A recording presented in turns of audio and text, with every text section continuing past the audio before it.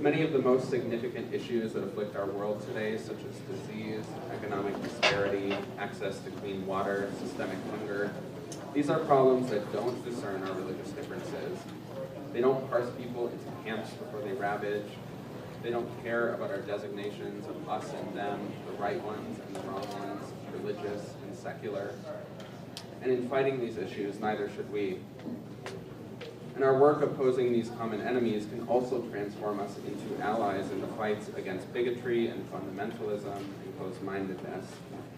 They can show us that the divisions between those who are like me and those who are not are far less significant than our shared humanity and our common goals. Now, at this point in my remarks, it might be tempting to sort of say, okay, well, that's all well and good. We can work together on these sort of easy areas of agreement. But what happens when we get into those truly difficult conversations where we really just don't see eye to eye with one another, where we have these seemingly irreconcilable differences? You know, we can't sort of wallpaper over those. And I would agree with that.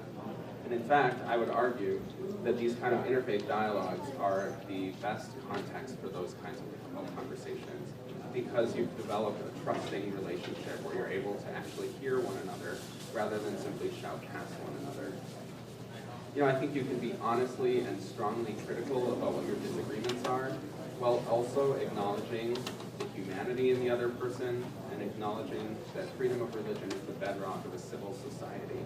And frankly, I'm more concerned about whether someone shares my core principles such as pluralism and freedom of conscience, social cooperation and social progress, critical thinking and education, compassion, than I am about whether they believe in a God or not.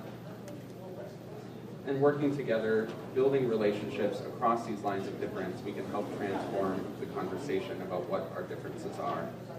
These kinds of relationships make it easier for us to empathize with the other person's perspective. And that is why I wrote Faithiest as a memoir, because I felt that if I could share some of my story, it might help people come to better understand where I'm coming from. And at the end of the book, I invite people to share their own stories in return, because I think that that kind of exchange is how we begin to build the kind of world that I hope to see someday.